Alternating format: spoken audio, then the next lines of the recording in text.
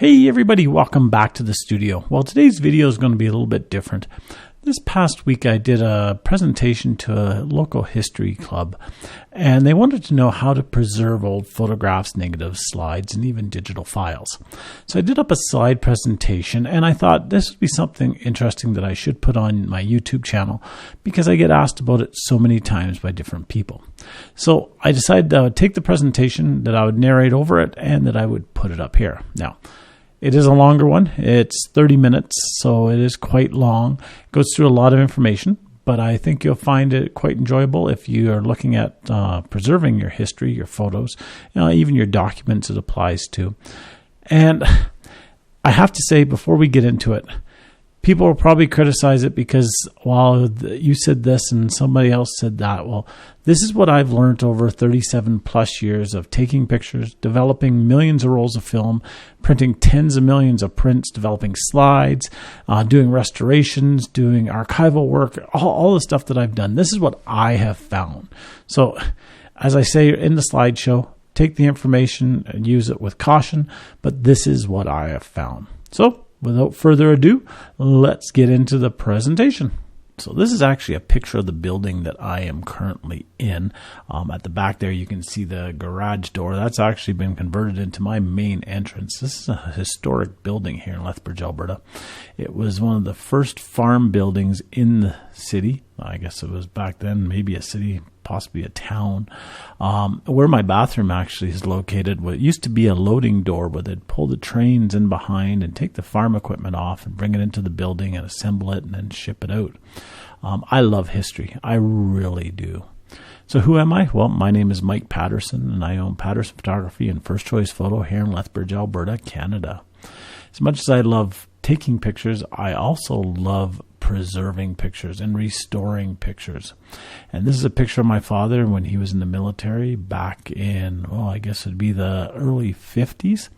And I love taking old pictures and restoring them back to perfect condition because it's something that we'll never get again. And once it's lost, it's lost. And we do so much stuff in this world that we've tried forgetting about our history. And pictures are one of these things that we can always remember. If they're preserved properly and if they're restored to good condition, it's something that we can keep for years to come. So a little bit of history about photography. So from the first photo until around the 1990s, all pictures were shot and printed the same way. The image was taken with a camera that exposed the image onto either a negative or a positive. Early times it was onto a plate, a glass plate, or it was onto film in later times. The negative or the positive was then developed to reveal the image. And then if prints were being made, then a light was projected through the negative or the positive onto the paper. Now everything was done that way up until around the mid-90s. In the mid-90s, depending upon where you took your pictures, depending upon the company that you used, they changed the way that they did it. You still shot it the same way. You still took the pictures onto negatives or slides. But when they were printed, instead of being printed with a light shining through them, they were digitized and then printed that way. Now, up until that time, pictures were as good a quality as they were printed. After this time, there was a lot of issues with the pictures. The quality looked good to the human eye, but there were some issues, and we're going to get into that in a little bit here. Then in the late 90s, we entered into the digital world. In digital photography, it allowed the photographers to skip the negative or the positive, and in many cases, prints were not even made. Early images were very low resolution, and unfortunately, many images were lost to computer crashes or people with poor organization that threw out discs or whatever. And a lot of prints weren't made, so we lost a lot of history around that time. We found that in the 1990s to the early 2000s, and even in fact up till today, that we would shoot more images in one day than we would shoot in an entire year before digital. But many of these images disappeared because of the lost files. And we lost a lot of our past. Today we're told that we shoot more pictures per hour than we would shoot before digital in a full year as the average person. but almost all the images are lost in 2 to 5 years. We're not backing them up, we're not printing them, or technology is becoming obsolete, and we're losing these pictures because of that. So, how do we keep our memories safe? What should we do? Before we get into preserving our memories, we need to figure out why we're doing it and what we want it to lead to. Do we want to preserve every single picture that we have in our family photo album? Or would we rather just preserve those ones that are really important to us? Now, as I mentioned before this slideshow, this is only my suggestions. This is what I've learned over the years. So use them at your own risk. And I assume no responsibility for it.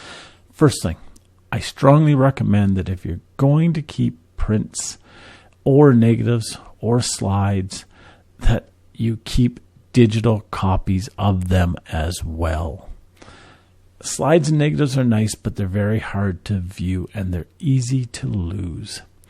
If you're keeping their negatives and slides, please organize them. Put them into folders that say what they are, because I get people coming in all the time with huge piles of negatives or huge piles of slides, and they just don't have a clue of what to do. And when they find out the cost to digitize them, because it's not an easy process to get a good scan from a negative or a slide, or even a print for that matter, they freak out. So please take some time now before they all get passed down to family or friends and get the stuff organized. Toss out stuff that's not important.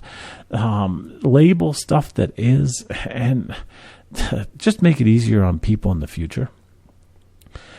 If you do print your stuff, get a good quality print, because then people will be able to at least get copies from the prints. Or if you are scanning them, get a high resolution scan that will allow for prints from them. Now, I always get people coming in and telling me, we have everything copied, we have everything duplicates, we have this, we have that, we have everything else.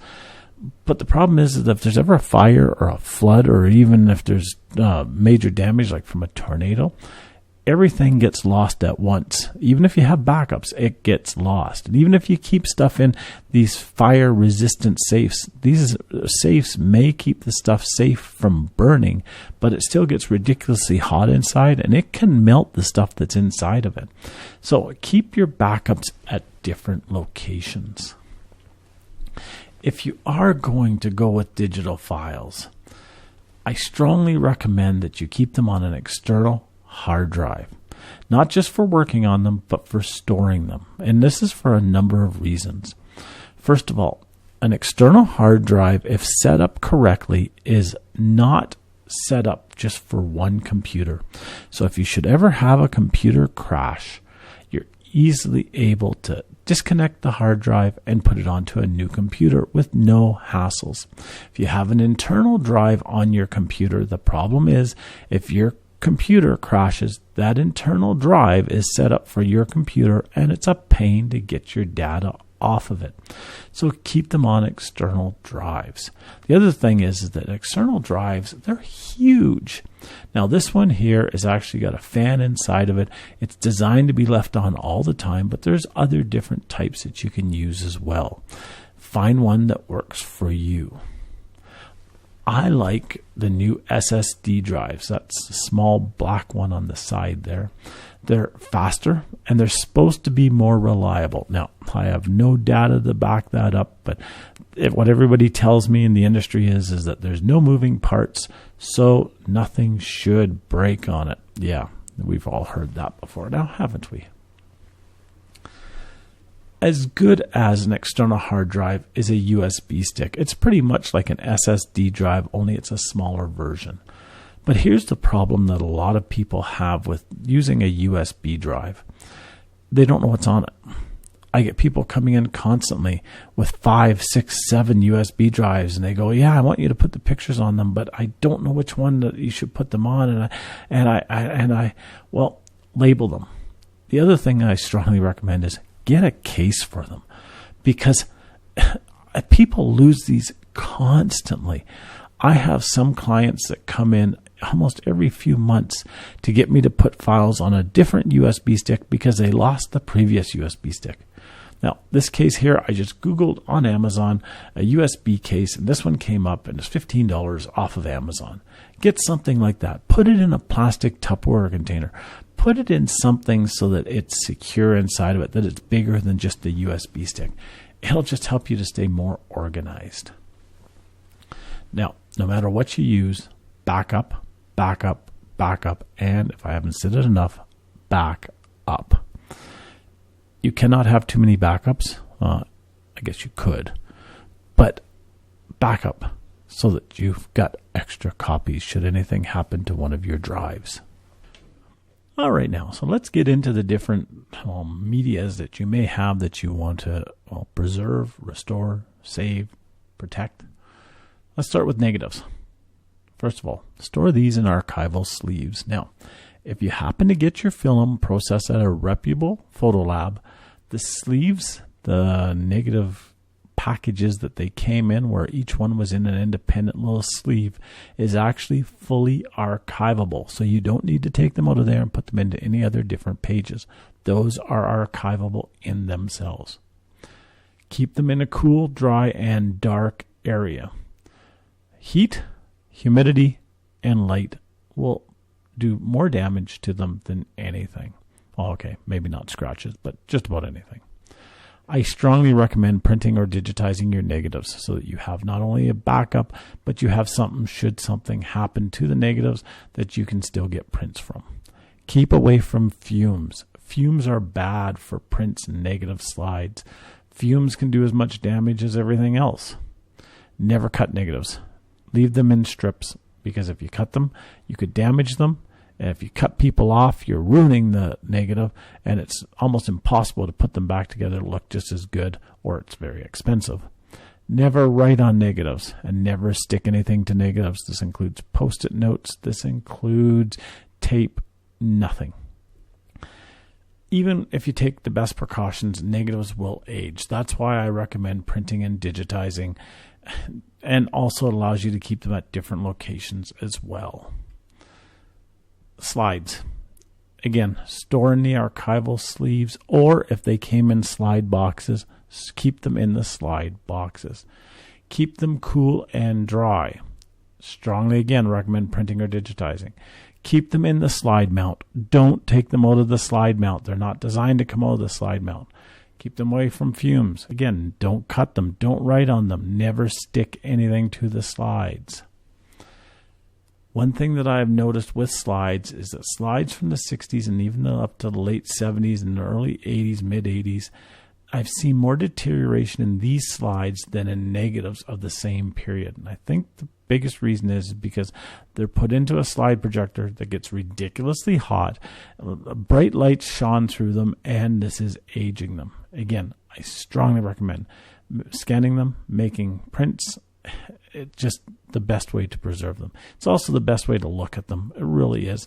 Even if you have a slide projector, it's a pain getting them out, putting them in the slide projector. And if you want to look at them a lot, you're going to age your slides. So just make prints or get them scanned. Now, I need to introduce two terms here. And I don't know if these are official terms, but they're the terms that I use. And traditional print is the prints before 1990, where it's done on a dark room or in a dark room where the light is shone through the negative, through the slide directly to the paper. The second is a digital print, and that's either a negative slide or a print that's scanned and then printed on paper, or a digital print could be from a digital camera. Little fun thing. What was the best photo paper for printing your traditional prints on? Kodak, Fuji, Agfa, Konica. And the answer is probably not what you expected. Kodak paper was actually found to age quicker than most all the other papers, even though we printed the majority of our prints on Kodak paper. Huge blow up in the 1990s when there was a scientific report that just destroyed Kodak's credibility for their art. Overall, Fuji paper was found to be the best, but then even things got really muddy because different labs used different chemicals with the Fuji paper, so it changed the way that things looked. So, sorry, there is no easy answer there. Now, prints. pre-1900s. This is what I call the traditional prints. What should you do with them? Store them in archival sleeves. Again, keep cool and dry and in a dark place.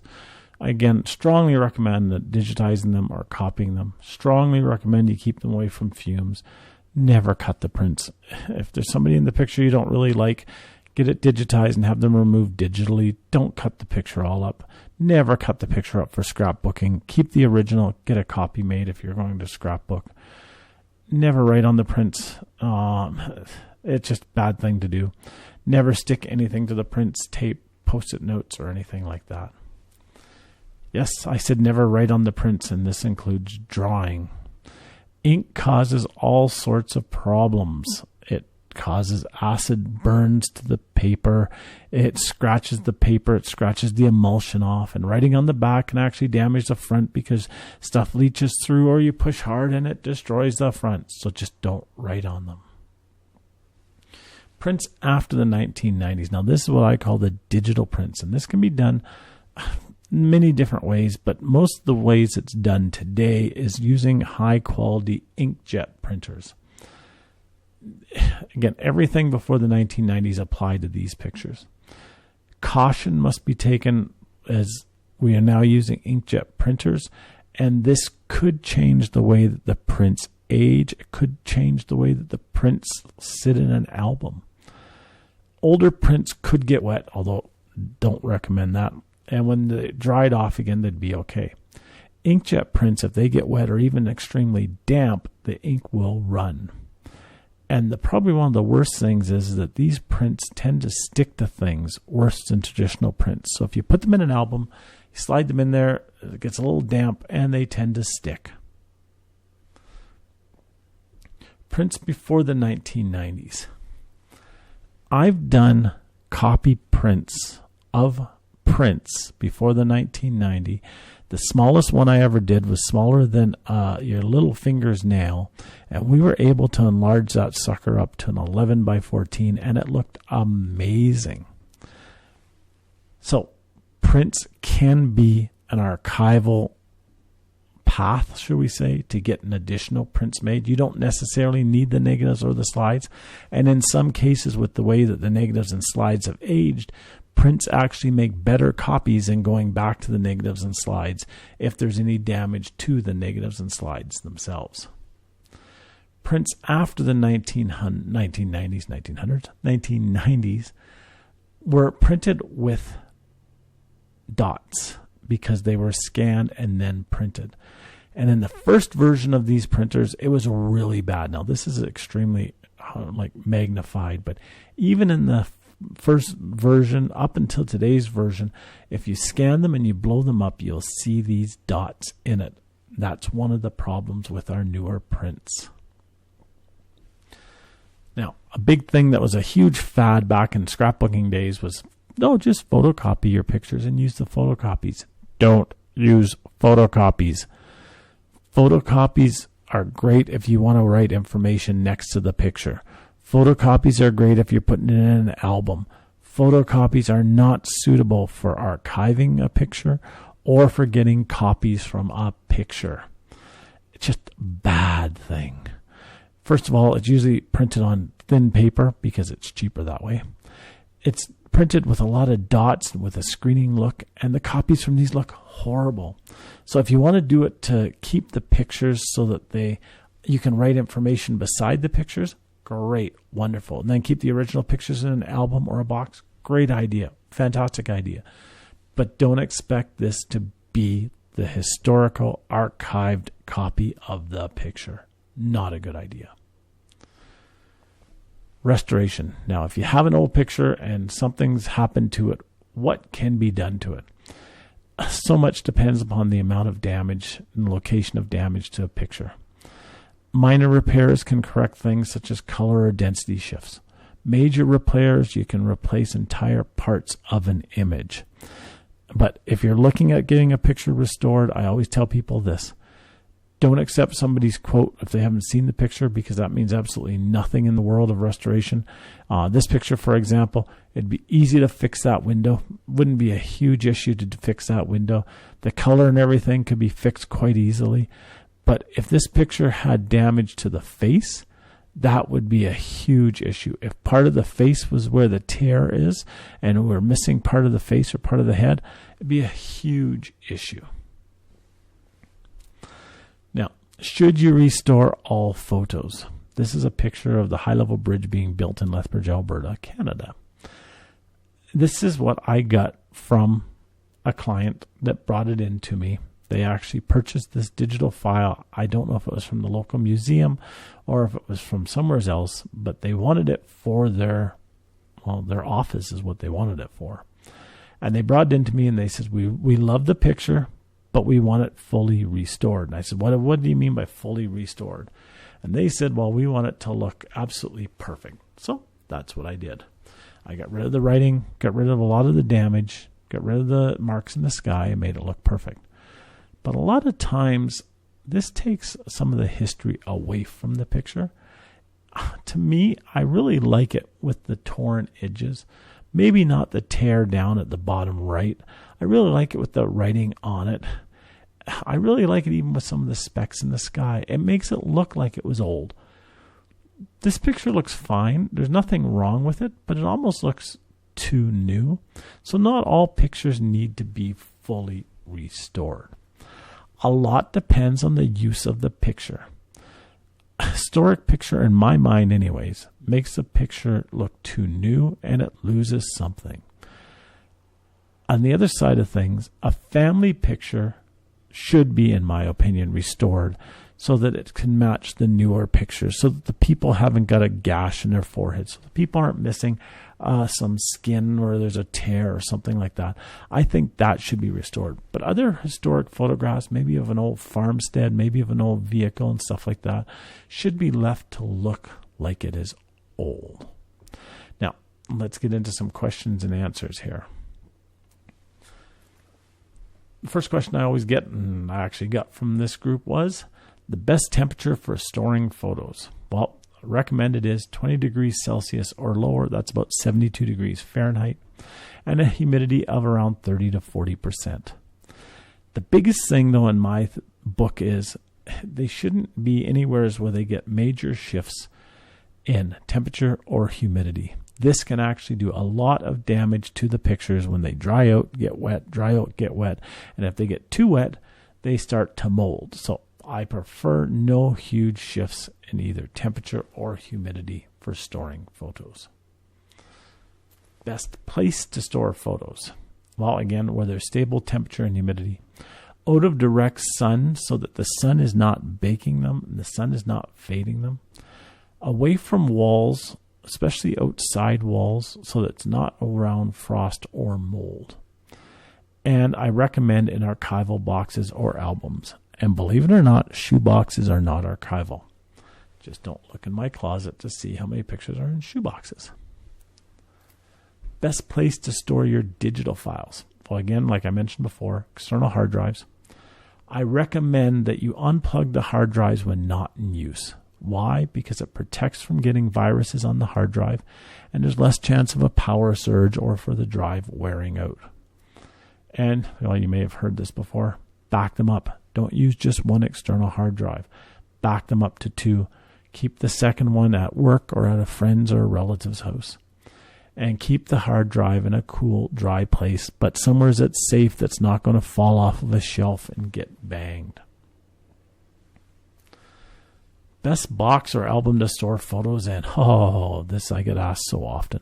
Good luck finding anything that's truly archival this day and age. Yes, there are some out there.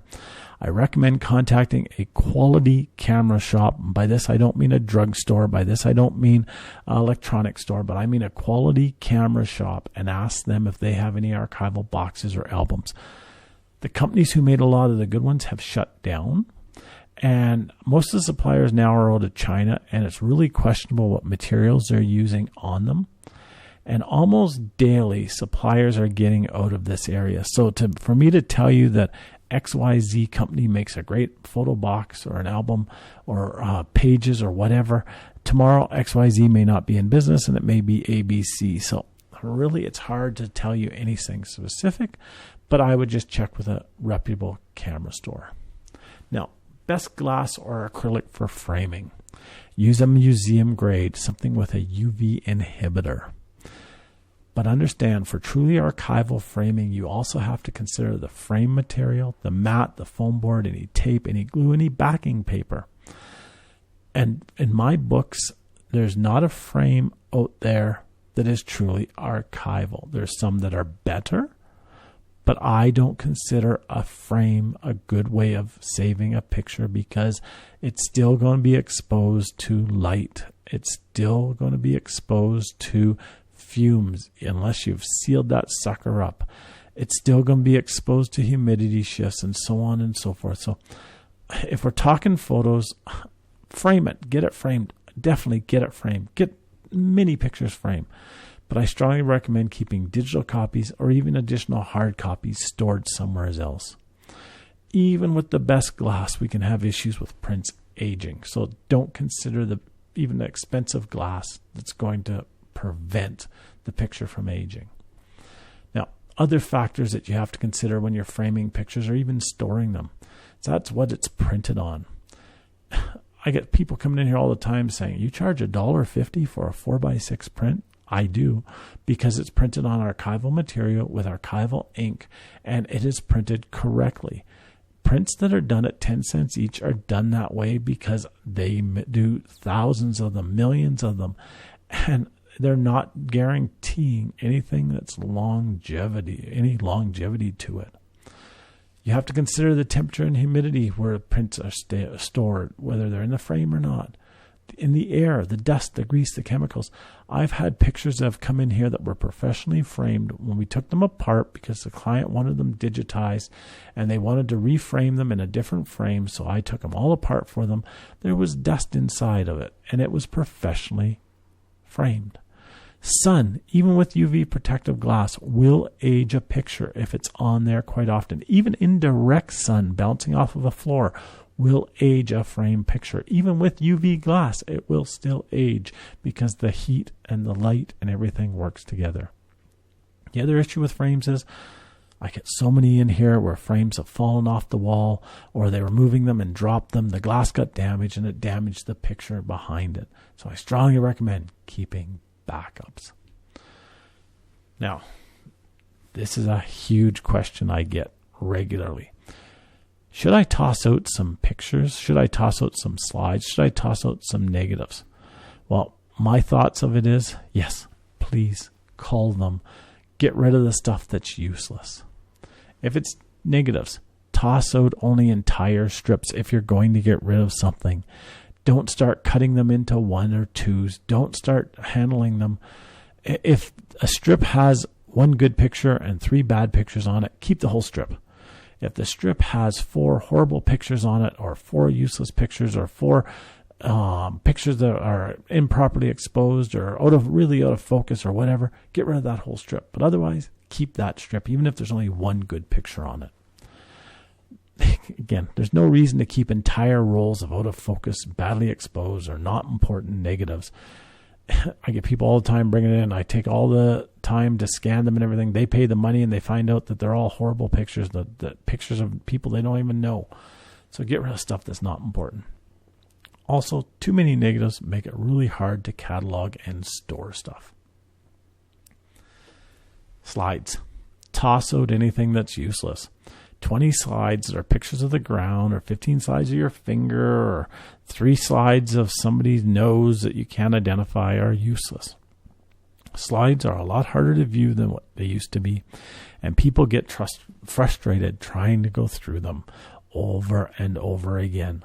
Organize them, call them, label them, and go from there.